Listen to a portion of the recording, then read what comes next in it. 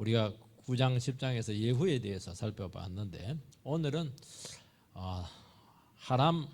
아람의 차기 왕이 되는 베나닷을 이어서 차기 왕이 되는 하사엘에 대해서 살펴보는데 왜 남은 나라 왕의 등장이 왜 이렇게 중요한가?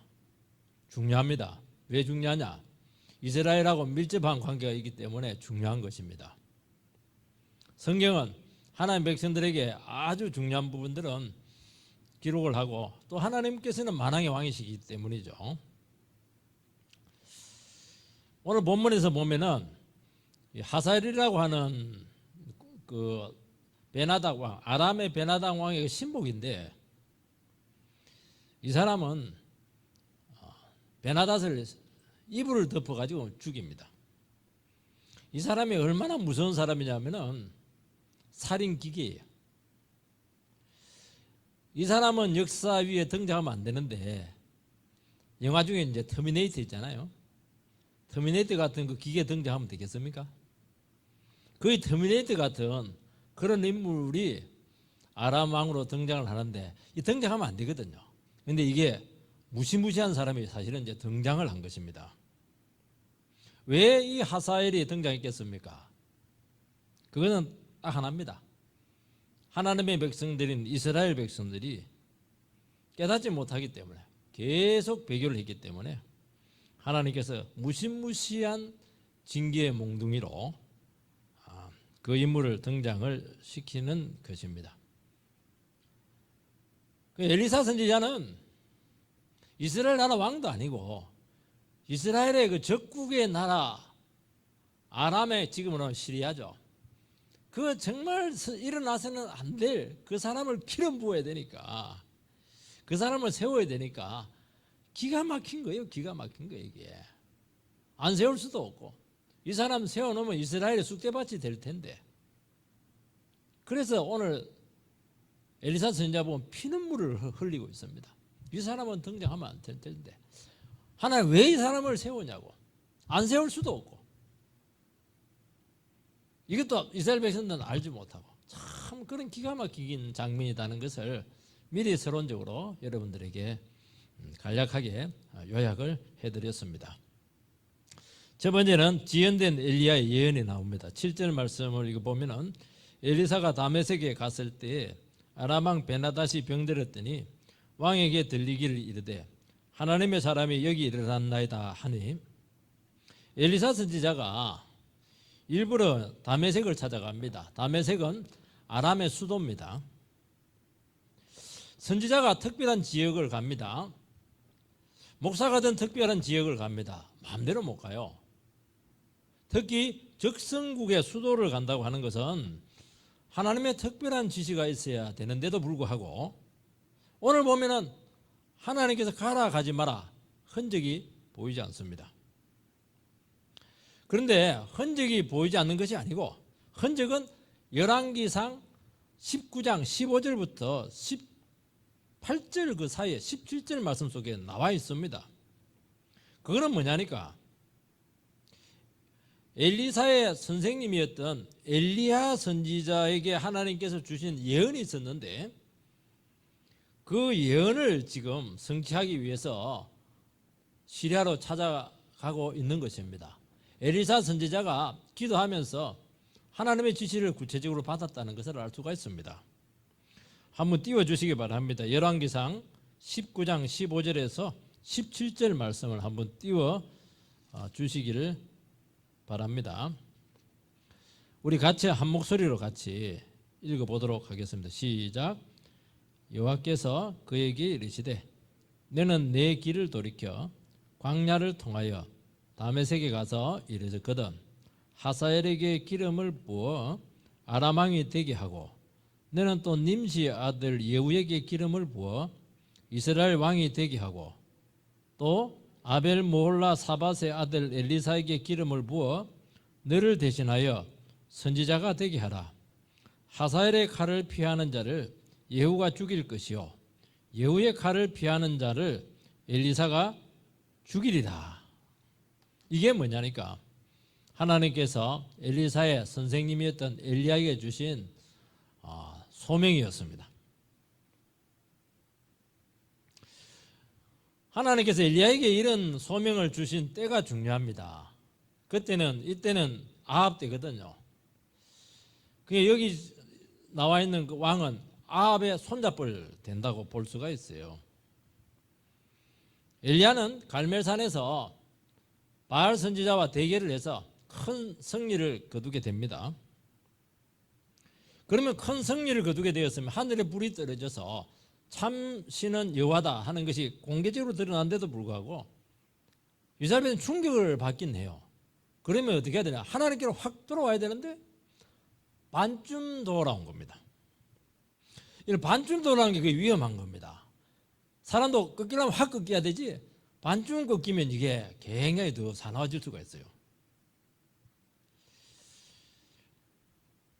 그러니까 안 돌아왔다는 거예요, 이게. 그리고 아합의 부인이었던 이세벨은 엘리야를 죽이려고 암살하려고 지금 암살단을 보내기도 합니다. 그래서 엘리야가 죽여달라고 얼마나 침체가 되었던지 로덴 나무에 가가지고 막 쌀이 나오면 죽여달라고 막 이렇게 하니까 하나님께서 죽이지는 않고 잘 다스리고 잘 먹이고 재우고 이렇게 해가지고 호렙산에 데려가가지고 세미한 음성 가운데 나타나서 3가지 예언을 합니다. 지금까지는 엘리야는 막 그냥 바알과 싸웠어요. 엘리야는 대단한 하나님의 종입니다. 혼자서 정권과 싸운 거예요. 그런데 이 사건이 있고 나서부터는 싸우지 않고 사람을 세우는 사역을 합니다. 예수님께서 초판제는 전도 사역이었는데 후반기에는 제자들을 세우지 않습니까? 사람을 세우는데 누구를 세우느냐? 하사엘을 세워라. 아람왕 하사엘을 세워라. 두 번째는 북이스라엘 예후를 세워라. 우리 예후는 9장 10장에서 이미 살펴보지 않았겠습니까? 그리고 마지막 너의 후계자로 엘리사를 세워라. 이 3가지 지시를 내리게 되는데 엘리야 선지자는 하사엘하고 예후는 세우지 못해요. 그리고 후계자 엘리사만 세우고 휴거를 합니다. 그러면 두 사람을 누가 세우게 되는 겁니까? 그의 후계자였던 엘리야에게 그 사명이 넘어오는 것이죠. 하나님께서는 징계의 도구로 이 3사람을 세웠어요. 하사엘을 세웠고 예후를 세웠고 오늘 이 말씀에 보면은 엘리사까지 징계의 도구라고 그렇게 지금 말씀하고 있는 것입니다. 아니 주의 종이 무슨 징계의 도구냐고 나중에 그 이유가 풀리는 것입니다. 그 이유는 이스라엘 때문이라는 것입니다. 엘리야 때 3년 반에 어마어마한 기근의 징계를 받습니다. 그리고 많은 전쟁에서 패해요. 갈멜산에서 뿔이 떨어지는 기적을 체험했는데도 불구하고 이스라엘 백성들이 바알에서 완전히 돌이키지 않습니다. 하나님께서는 말씀으로 그들을 상대했어요. 기근이라고 하는 자연재해를 통해서 그들을 쳤어요. 그리고 하늘에서 불이 떨어지는 기적이 그들에게 임하게 되었습니다. 그런데도 안 돌아옵니다. 그럼 어떻게 해야 됩니까? 포기해야 됩니까? 하나님 자기 백성은 절대 포기 안 해요. 그게 문제라는 거예요. 포기하면 될 텐데 포기를 안 해요. 하사엘의 칼을 피하는 자를 예후가 죽일 것이요 예후의 칼을 피하는 자를 엘리사가 죽이리라. 하나님은 칼이 너무 많아요. 몽둥이가 많습니다. 큰 몽둥이, 작은 몽둥이, 바깥의 몽둥이, 북쪽의 몽둥이, 내부의 몽둥이 다 있는 거예요. 하사엘은 외부에 있는 몽둥이죠. 예후는 내부에 있는 몽둥이입니다. 그러면 엘리사는 왜 몽둥이가 되느냐? 엘리사가 왜 몽둥이가 됩니까? 엘리사가 너희들을 친다고 하는 것은 엘리사는 하나님의 종이잖아요. 하나님께 직접 친다는 겁니다. 하나님께 직접 치는 게 좋은 걸까요? 안 좋은 걸까요? 안 좋은 것이죠. 하나님께 직접 치는 건 심판입니다. 소돔과 고모라처럼 유황불로 치는 거예요. 여기까지는 가면 안 되는 겁니다. 그래서 이스라엘이 어디까지 가냐면은 하사엘이 등장하게 되고 예후가 등장하게 되는데 하나님께서는 아주 이스라엘을 망하게 하지는 않거든요.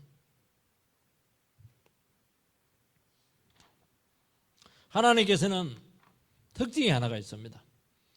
자기 백성을 포기하지 못한다는 거예요. 깨닫지 못하든 뭐 우상 숭배를 하든 무슨 죄를 짓든지 간에 한 번 택해버리면 절대로 포기하지 못해요. 아무리 개판 지키고 막 아무리 못 깨달고 아무리 고집피고 이렇게 해도 하나님은 섭성이 그 문제예요. 섭성이라고 말씀하는 게 좀 외람되긴 한데 자기 백성을 포기를 못하는 겁니다. 아니라 막 저압이고 우압이고 아무 상관이 없어요. 끝까지 그들을 상대를 해주신다는 것입니다. 하나님께서는 말로 안 되면 자연재해로 기적으로 온갖 방법을 다 하는데 마지막으로 하는 게 하나가 있는데 몽둥이를 딱 듭니다. 우리 지금 하면 회초리를 딱 드는 것이죠. 그리고 안팎으로 때립니다. 우리나라에 참 몽둥이들이 굉장히 많습니다. 여러분들 못 봐서 그렇죠. 북쪽에는 김씨 몽둥이가 있어요. 물 건너가면 일자 몽둥이가 있어요. 옆에 가면 막 러자 몽둥이가 있고 막 중자 몽둥이가 있고 막 세계에서 강한 사람들은 다 있어요. 질이 안 좋아. 정말 우리나라는 주위에 몽둥이 많습니다. 외부에만 몽둥이가 있는 줄 아십니까? 우리 내부 안에도요. 정말 몽둥이 많아요. 암적인 존재들이 많아가지고 어떻게 하든 나를 뒤집어 보려고 막 온갖 몽둥이 다 기다리고 있는데 하나님 백성들이 이 백성들이 정신을 못 차리면 그거 하나씩 카드를 끄집어냅니다. 그냥 때리는 거예요. 이게 드디어 오늘 하나님께서는 어떤 몽둥이를 등장시키느냐. 제일 끔찍한 몽둥이 하사엘을 딱 등장시킵니다.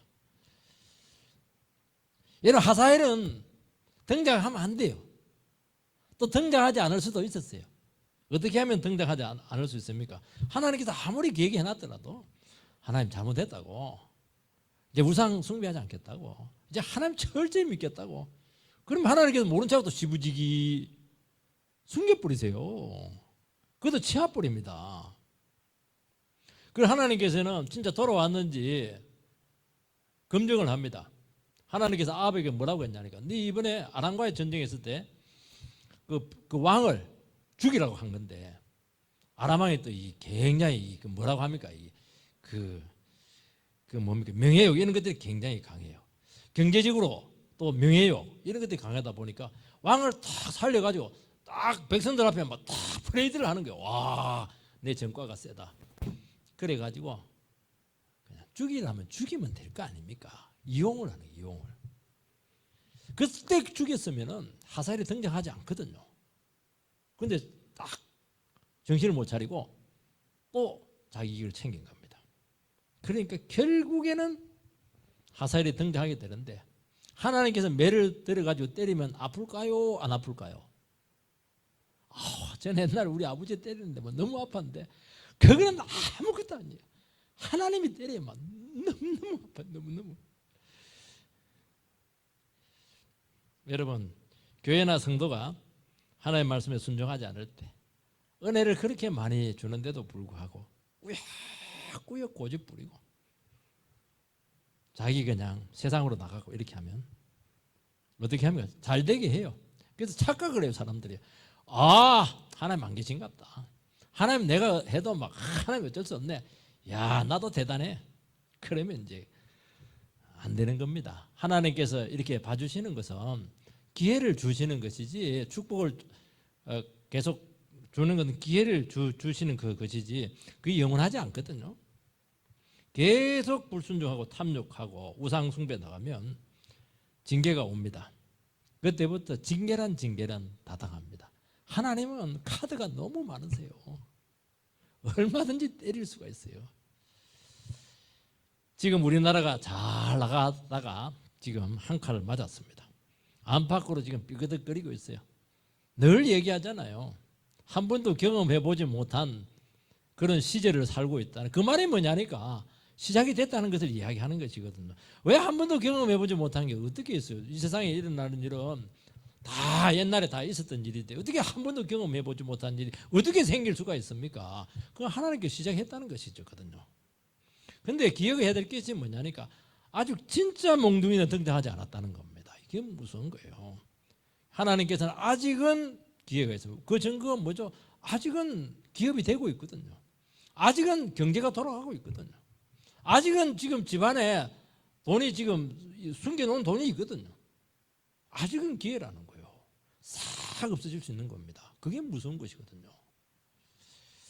두 번째는 엘리사가 다메섹을 찾아가고 있습니다. 7절 8절 엘리사가 다메섹에 갔을 때 아람 왕 베나닷이 병들었더니 왕에게 들리기를 이르되 하나님의 사람이 여기 이르렀나이다 하니 왕이 하사엘에게 이르되 너는 손에 예물을 가지고 가서 하나님의 사람을 맞이하고 내가 이 병에서 살아나겠는지 그를 통하여 여호와께 물어라. 엘리사가 드디어 이제 다메섹을 방문을 하니까 아람 왕 베나닷이 금방 알아줍니다. 왜냐하면 엘리사는 굉장히 유명한 사람이거든요. 그때 마치 아람 왕이 이제 병이 들게 되었습니다. 그래서 병이 낫겠는지 그걸 알고 싶은 겁니다. 왜냐하면 고대 사회도 마찬가지예요.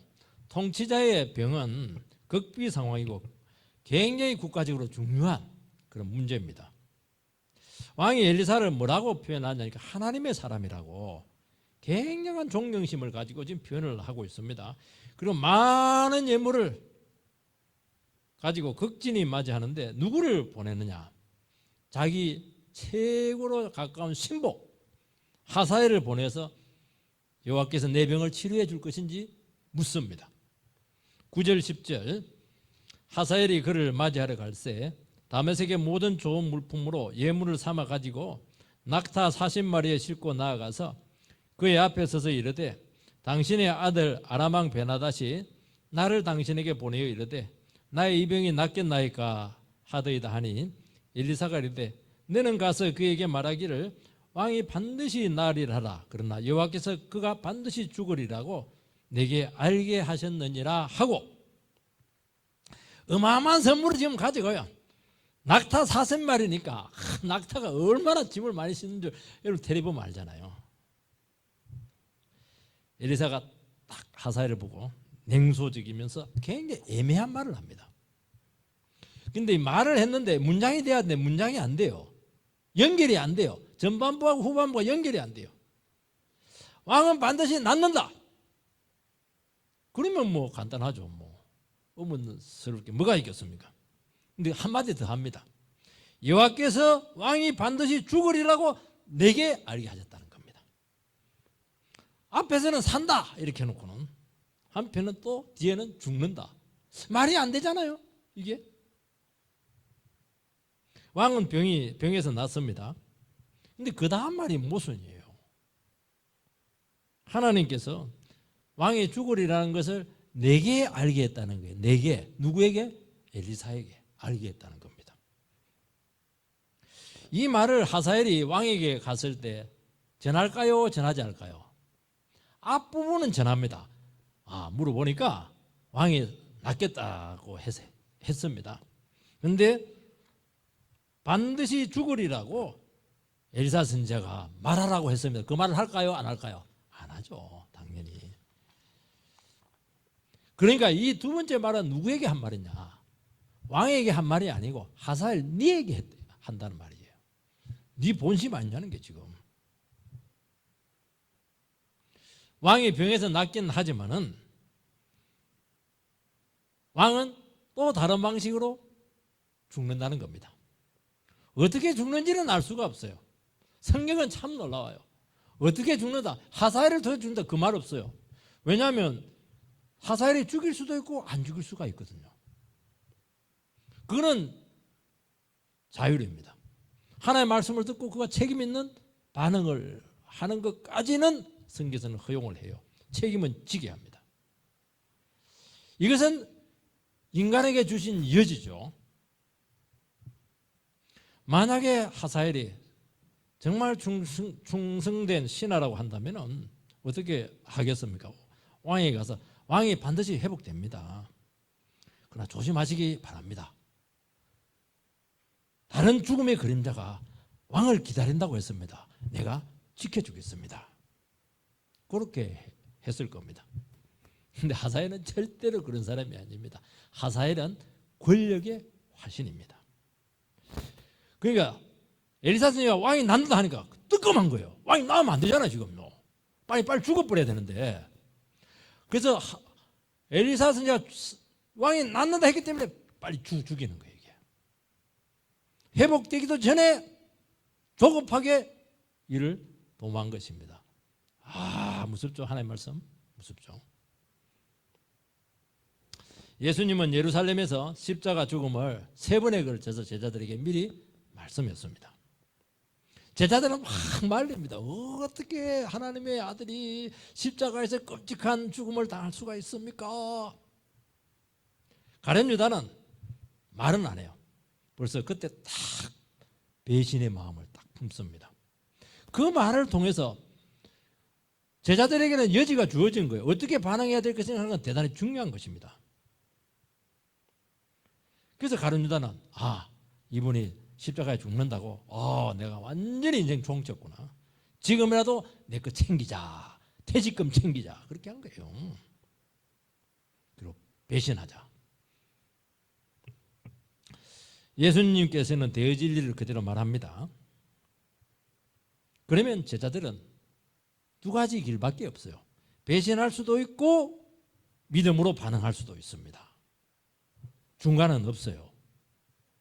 끝까지 견주다가 상황 봐가지고 아니에요. 그거는 안 되게 돼 있어요. 마지막에 가서 십자가 앞에서는 둘 중에 하나를 선택을 해야 된다는 거예요. 주님께서는 반드시 우리에게 재림한다고 말씀하셨어요. 그런데 문제는 재림한다 했으면 언제 재림할지 어떻게 재림할지 가르쳐주면 되는데 말만 하는 거예요. 그리고 언제 재림할지는 아버지밖에 나도 모른다. 그 얘기를 하는 거죠. 그 나도 모른다고 하는 것은 예수님 진짜 모른다기보다도 우리 영혼의 유익을 위해서 모른다고 한 겁니다. 예수님께 자꾸 괴롭힐 것이니까요. 그렇다면 그것은 무엇을 얘기하느냐? 하나님 예수님께 다시 오시면 세상 끝나게 되는데 그 기간은 우리의 영역이라는 거예요. 믿음으로 그 예수님의 재림을 준비할 수도 있고 반대로 오긴 뭐가 와. 말도 안 되는 소리 그만해. 얼마든지 방종할 수 있는 거예요. 굉장히 우리에게 주어진 책임이 크다는 거예요. 아람왕은 지금 자기가 병에 들었기 때문에 다른 데는 관심이 하나도 없어요. 내 병이 낫느냐 낫지 않느냐 그것만 신경을 쓰고 있는 것입니다. 병만 나으면 된다는 것인데 정말 병만 나으면 괜찮습니까 여러분? 아니잖아요. 진짜 위험은 그가 총애했던 하살이었다는 것을 꿈에도 생각을 못했다는 것입니다. 여러분 우리가 생각하는 위험이 있어요. 병이 들었습니다. 병에 죽으면 어떻게 해요? 병만 나으면 된다고 생각해요. 아닐 수 있다는 거예요 여러분들. 내가 지금 실직을 해가지고 돈이 하나도 없어요. 돈만 생기면 될 거라 생각을 하는데 아닐 수 있다는 거예요 여러분들. 그게 무섭다는 겁니다. 전혀 다른 심각한 위험이 한두 개가 아니고 도처에 도사리고 있다는 것을 우리는 상정을 해야 된다는 거예요. 우리 눈에 딱 드러나는 그 위험만 생각을 하는데 아니라는 거예요. 그 위험이 왔다고 하는 것은 수많은 위험이 우리를 지금 앞에 기다리고 있다는 것인데 아직 드러나지 않았다는 것입니다. 속을 딱 숨기고 있는데 가까이서 칼을 딱 빼들고 있는데 어떻게 그것을 알 수가 있겠습니까? 그거는 절대로 알 수가 없는 거예요. 알 수 있는 방법이 있어요. 하나님은 아신다는 것입니다. 그래서 우리는 늘 하나님 앞에 지켜달라고. 내가 모른다고. 나는 이거 끝나면 끝난 줄 아는데 이거 끝나면 뭐가 끝나요? 줄줄이 사탕으로 기다리고 있는데요. 그 무지를 인정하고 정말 끝까지 긴장을 풀지 말고 하나님 앞에 마음을 계속 열어놔야 된다는 것입니다. 이 어려움 끝나면 영원히 어려움 없을 것 같죠? 아니잖아요. 내가 모르는 문제와 제발 그 위험을 깨닫게 해달라고 하나님께서 끝까지 나를 놓지 마시고 지켜달라고 그런 간절한 기도가 필요하다는 것입니다. 그게 중요하다는 거예요. 그러면 하나님께서 지켜주십니다. 우리가 어떻게 내 인생을 다 지킬 수가 있어요? 못 지키잖아요. 자식의 미래를 어떻게 지킬 수가 있어요? 그래서 우리가 눈물로 기도하는 거예요 이게. 하나님의 선지자가 진짜 존경하는 선지자가 왔으면은 왕은 뭘 물어야 되겠습니까? 물론 뭐 병 낫는가 그것도 중요하겠죠. 그래 진짜 중요한 것을 물었어야 되거든요. 정말 죽을 수밖에 없는 질병이잖아요. 벌써 물을 정도 되면 너무너무 질병이 심각하다는 것을 얼마든지 짐작할 수가 있어요. 왜 그걸 짐작할 수 있냐니까 선물의 양을 보면 알 수가 있어요. 감기 가지고 뭐 낙타 40마리 끌고 왔겠어요 지금? 진짜 끝났다고 생각을 한 거예요. 이 사람은 완전히 끝난 거예요 지금. 기회죠. 그러면 어떻게 해야 되겠습니까? 그 병이 그냥 왔겠어요? 얼마나 많은 죄가 그게 있다고 할 수가 있습니까? 얼마나 영혼의 문제들이 공간 문제들이 많이 그를 고통스럽게 했겠습니까? 그 속에 얼마나 많은 탐욕이 있고 교만이 있고 온갖 권세욕으로 그는 지금 도배를 한 것이 분명하잖아요. 죄가 너무 많잖아요. 그 문제에 대해서 좀 관심을 가지고 내가 병은 왔지만은 내 병의 근본적인 이 문제들에 대해서 내가 좀 관심을 가지고 싶고 이 문제에 대해서 근본적인 부분에 대해 해결을 받고 싶다고 이게 정상인 거예요. 그러면 어떻게 합니까? 하나님께 너무 좋아하시죠. 명확하게 말씀하시고 그게 나만이잖아요. 나만도 아람의 군대 장관이었거든요. 나병이 들었잖아요. 정말 위대한 사람이고 큰 병사인데 딱 왔을 때 어떻게 합니까? 요단강에서 7번 몸을 담궈 성질한 성질 다 내고 있어요. 마음을 탁 낮춰가지고 7번 탁 물속에 들어오니까 치료됐잖아요. 치료된 게 병만 치료된 게 아닙니다. 그 사람 영혼이 치료가 된 것이죠. 그 증거가 뭐죠? 하나님께 예배하려고 하지 않습니까? 나만은 회복되고 나서 예배하려고 하는 겁니다. 이 왕은 병만 나으면 되는 거예요. 예배 안 드려요. 예배 나면 상관이 없어요. 하나님 그게 마음이 아프다는 거예요. 우리는 병을 가지고 교회 와요. 실직의 문제를 가지고 교회 와요. 가정의 문제를 가지고 교회를 와요.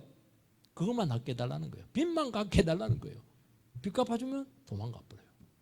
하나님 그게 너무 속상하다는 거예요. 그게. 그거 오지 말라는 거예요. 그런 식으로는.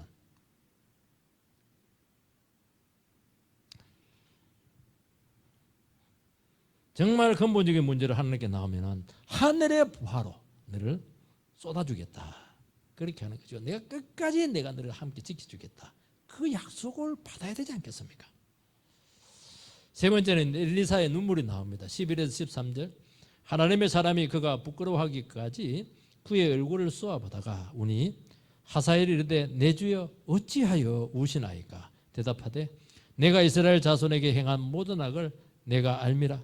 내가 그들의 성에 불을 지르며 장정을 칼로 죽이며 어린아이를 맺히며 아이벤 부녀를 가르리라. 하사엘이 이르되 당신의 개 같은 종이 무엇이기에 이런 큰 일을 행하오리까 하더라. 엘리사가 대답하되 여호와께서 내가 아람왕이 될 것을 내게 알게 하셨느니라 하더라. 엘리사 선지자가 그 말을 하고 나서 하사엘을 확 쏘아봅니다. 눈을 탁 쏘아보고 그러니까 막 부끄러울 정도로 눈을 탁 쏘아보면 이게요 한 1, 2분 쏘아보면요 굉장히 난감해집니다. 그 정도면 해도 대단한데 울어버려요. 갑자기 막 통곡을 하네. 통곡을. 하사엘이 깜짝 놀라는 거예요. 무슨 이런 병고인고 이렇게 하면서 의구심을 가지고 왜 우세요? 막 당황해가지고 그렇게 대묻습니다. 그때 뭐라고 얘기하니까 네가 왕이 돼가지고 이스라엘 백성들이 할 것을 생각하니까 끔찍하다. 아이의 배를 갈라버리고 산모의 배를 갈라버리고 머리로 맺혀버리고 성에 불을 지르고 칼로 죽이고 네가 이스라엘 백성들이 그거 할 것 생각하니까 괴로워 죽겠다는 거예요. 그렇게 하니까 하사엘이 어떻게 합니까? 깜짝 놀라면서 아니 그 연약한 종이 무슨 그런 일이 그 큰 일을 할 수 있겠냐고. 나는 그런 위인이 아니라고 딱 잡아댑니다. 그때 엘리사가 뭐라고 얘기하니까 네가 왕이 될 것이다. 그 얘기를 합니다. 그 전에 왕이 될 것이다 얘기 안 해요. 애매하게 이야기합니다. 이번에 얘기하면 네가 왕이 될 것이다. 바로 언도를 합니다. 하사엘에게 이 말까지 이미 한 것은 그 순간 이미 하나님께서 모든 것을 결정했다는 것을 엘리사 선지자를 간파를 한 거예요. 왜냐하니까 진짜 하사엘이 그런 마음이 없으면 솔직히 이야기를 해요. 내가 그런 악한 마음이 있다고. 그리고 왕을 죽일 마음이 있다고. 그러면 끝나는 거거든요. 끝까지 자기를 숨기는 겁니다. 그걸 딱 보면서 이 사람이 정말 일을 저지르긴 저지르겠구나. 그 생각을 하고 네가 왕이 될 것이다. 바로 선포를 합니다. 빨리 해치우라는 거예요. 이 영적인 세계는 무섭습니다. 이게. 그 전에 애매하게 얘기할 때는 아직도 기회가 더 많았거든요. 그러니까 끝까지 자기를 속이니까 답답해 죽습니다. 울기까지. 근데도 나는 그럴 위인이 아니라고 무슨 그런 말씀을 하냐. 끔찍하다고. 아유 무서워. 네가 왕이 될 것이다. 그 얘기를 하는 것입니다. 하나님 모를 줄 아십니까? 다 아세요. 근데 또 언제 어떻게 왕이 될 것인가 또 말하지 않아요. 왜냐하면 엘리사는 참 이 말을 한다는 것이 너무 고통스러워요. 왜냐하면 이 하살이라고 하는 인물이 얼마나 자기 백성들을 괴롭힐 것인가 하는 것을 알고 있습니다. 자기 백성들에게 고통을 주는 그 예언을 하면서 저절로 막 눈물이 터지는 거예요. 이게 이스라엘 백성들의 죄가 불신이 막 오버랩되면서 막 눈물이 주체를 못하는 겁니다. 이게 이스라엘이 당할 그 끔찍한 일을 생각하면서 막 공포에 막 부들부들 떨고 있는 거예요. 지금 이 무시무시한 인간이 진짜 등장을 하니까 설마 했는데 진짜 이게 문제는 뭐냐니까 자기 백성 이스라엘 백성들은 전혀 생각이 없어요. 끔찍한 미래에 대해서 아무것도 몰라요. 왜냐하면 지금 먹고 살 게 있거든요. 경제가 돌아가고 있거든요. 아직은 돌아가거든요. 엘리사는 이 역사를 막을 수가 없습니다. 하나님도 막을 수가 없습니다. 이것이 하나님의 고통이에요. 하나님도 전지전능하지만 못하는 게 하나가 있어요. 그러면 저 이단이다 그렇게 할지 모르겠는데 아니요, 이단이 아니에요. 하나님도 절대로 못하는 게 하나가 있습니다. 죄는 지을 수가 없어요.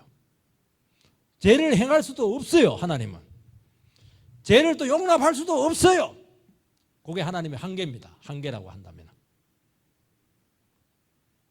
그 죄인이 심판당할 때 하나님도 괴로운 거예요. 이게 하나님도 죄에 대해서 대가 없이 용서할 수 없어요. 그래서 하나님 입장에서 너무 답답해서 지불한 대가가 하나님의 아들을 십자가에 다는 겁니다.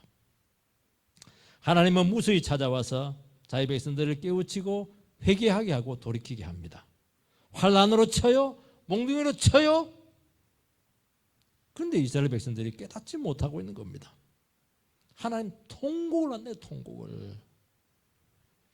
여러분 그 통곡이 어디에서 들리고 있습니까? 십자가 위에서 폭발했잖아요. 엘리 라마 사막다니. 하나님의 눈물이 십자가 위에서 폭발을 한 거예요. 폭발을. 하나님 나의 하나님 어찌하여 나를 버리시나이까. 그게 비통함이죠. 뭘 내가 잘못했어요? 왜 내가 버림받아야 됩니까? 죄인들의 죄 때문이라는 것이죠. 하나님의 사랑, 인간의 죄와 그 죄에 대한 심판 가운데서 그렇게 괴로워하신 것입니다. 아들을 보내기까지 죄인을 구원하러 다시 찾아오신 하나님의 사랑인 줄 믿으시기 바랍니다. 십자가라고 하는 것은 뭘 이야기하냐니까 깨닫지도 못하고 철도 없고 아무것도 모르고 고집밖에 없고 지밖에 모르는 그 무지막지하고 무감각한 죄인을 하나님께서 끝까지 포기하지 않는 하나님의 사랑의 정수가 되는 것입니다. 우리도 이런 비통의 눈물을 흘릴 때가 참 많습니다. 때려도 안 되고 얼려도 안 되고 밥 사줘도 안 되고 망나니 같은 그 아들 포기할 수 있습니까? 포기 못하죠. 그러니까 비통한 눈물을 부모님이 흘리는 겁니다.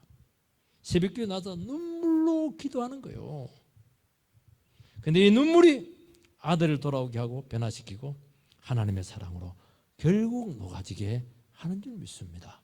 그래서 가장 강력한 기도는 뭐냐? 눈물의 기도라는 거예요. 포기는 못하고 저리 놔둘 수는 없고 내가 할 수 있는 방법은 또 아무것도 없어요. 그러니까 막 눈물로 기도밖에 할 수 없는 거예요. 나오면만 눈물만 흘리는 거예요, 이게. 선지자는 말씀만 전하고 빠질 수 없습니다. 말씀을 전하는 게 이게 얼마나 무서운지 몰라요, 이게.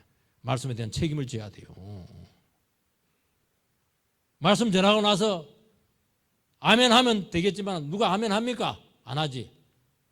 그 부담을 다 느껴야 되고 책임을 다 져야 된다는 겁니다. 목자는 말씀만 먹이고 뒷짐지고 자기 낚시하러 다니고 그렇게 할 수 있겠습니까? 양들이 변하지 않으면 그 고통을 스스로 다 받아야 된다는 거예요. 그 부담을 다 떠안아야 되는 이유는 하나님의 사랑 때문이에요. 하나님이 포기하지 못했는데 어떻게 포기할 수가 있겠어요? 먼저 깨닫고 받은 영혼이 희생해야 되고 대가를 지불하는 것입니다.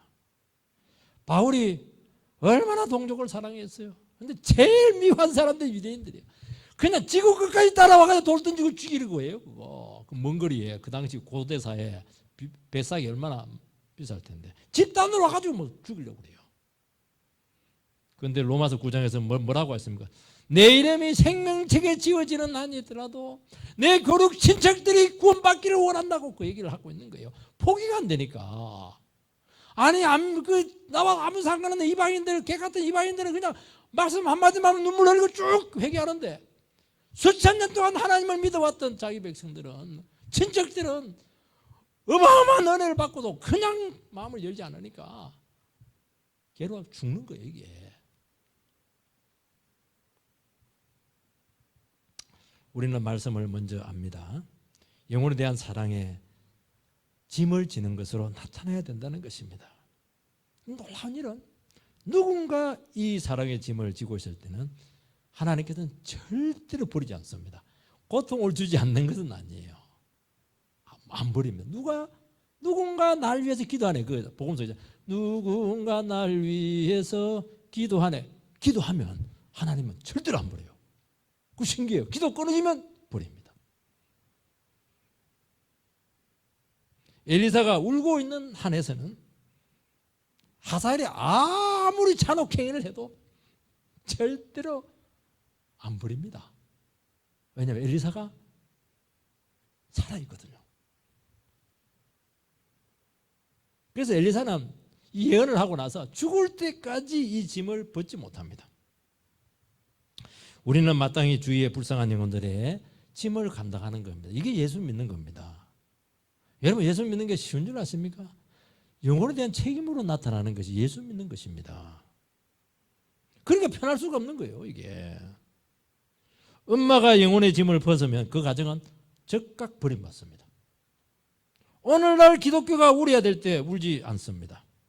그러니까 막 세상에 막 기독교에 얼마나 욕을 많이 하는지 몰라요. 반기독교적인 정서가 코로나를 통해서 다 드러나게 된 게 정말 저는 감사하다고 생각을 해요. 이렇게 세상이 교회를 미워하는 줄 꿈에도 몰랐어요. 목사를 이렇게 혐오하는지 몰랐어요. 성도들이 이렇게 씹는지 몰랐어요. 여러분, 교회에서만 코로나가 생깁니까? 다른 데는 아무리 많이 나와도 1000명, 2000명 나와도 상관없어요. 교회 몇 명 나와도 안 돼요, 그거는. 근데 문제 주택가 되는데도 불구하고 아무도 교회에 대해서 동조해 주지 않습니다. 그게 고통스럽다는 거예요. 사람들은 비난하고 교회가 왜 존재해야 되는가 온갖 모르겠다 이러면서 반감을 나타내고 있습니다. 그 이유는 하나입니다.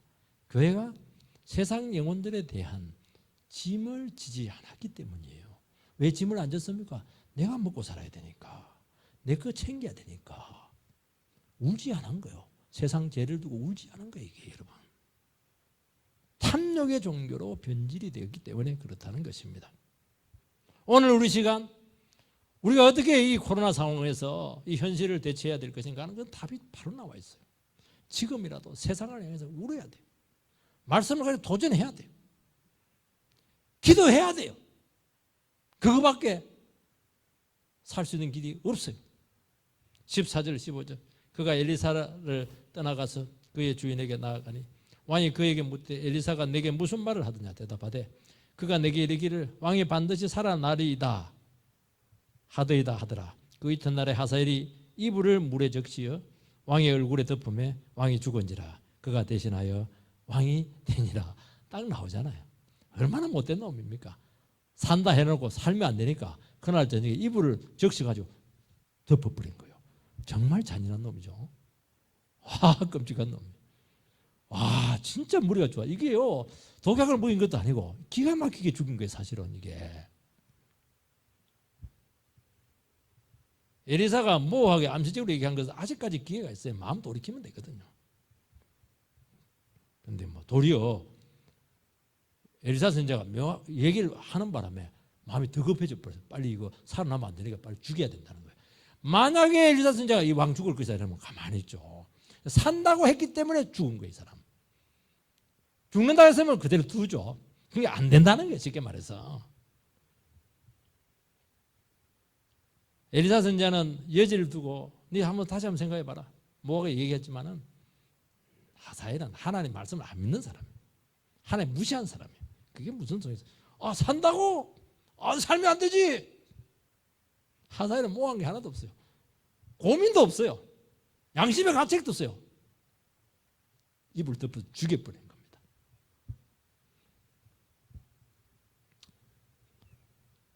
여러분, 우리가 교회가 세상에 대해서 무슨 말을 해야 되겠습니까? 정치는 이래야 된다. 어느 당을 찍어라.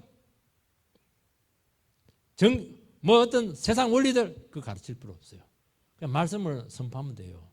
근데 문제는 뭐냐? 하나님의 말씀이 굉장히 모호하다는 거예요. 암시적입니다. 세상 사람들은 구체적인 것을 원하거든요. 하나님께서 그렇게 하시는 이유는 당사자에게 반응을 맡기는 것입니다. 말씀이 모호한 것 같고 암시만 주지만은 말씀은 놀라운 영향력을 가지고 있습니다. 그런데 그 말씀을 듣고 악한 영향이 나타나게 되면은 그건 말씀 때문에 나타난 것이 아니에요. 그 죄인들 속에, 사람들 속에는 악한 성향이 더 분명하게 말씀을 통해 드러난 것입니다. 악이라고 하는 것은 오래 있으면 안 되거든요. 빨리 드러날수록 좋아요. 드러나면 회복될 가능성이 많고 실체가 분명해지게 되면은 우리 예수 믿는 사람이 싸우기가 좋아요. 기도하기가 좋거든요. 좋은 쪽으로 영향이 나타나게 되었습니다. 결과가. 그것은 전적으로 하나님께서 하시는 능력입니다. 이렇게 하나님께서는 말씀으로 세상을 개입하는 것입니다. 그래서 교회가 해야 될 것이 뭐냐? 죽어라 사나 복음을 선포하고 죽어라 사나 말씀을 밝히는 거예요. 그럼 반드시 세상에 대해서 주님께서는 일하신다는 것입니다. 이거 안 해도 돼요. 하사엘은 50년 동안 이스라엘을 철타작기로 때립니다. 여러분 도리깨질 해봤죠? 팍 때리고 팍 때리고 막 그냥 이렇게 철타작기로 막 그냥 타작을 해버렸어요. 그 약한 성향에 따라서 하사엘이 그렇게 한 것은 마람 입장에서는 뭐 애국적인 행동 아니겠습니까? 애국심이 강해요. 그런데 이 모든 고통은 이스라엘 백성들이 자초한 것입니다. 말씀을 붙들지 않고 우상 따르고 세상을 따라갔기 때문입니다. 그런데 이 징계가 영원하지 않아요. 언제까지요? 엘리사가 살아있을 동안. 엘리사가 딱 죽고 나서 1, 2년 후에 하사엘이 죽습니다. 야, 하나님은 놀라우세요. 이게 뭐냐니까 징계의 한계고 몽둥이의 한계입니다.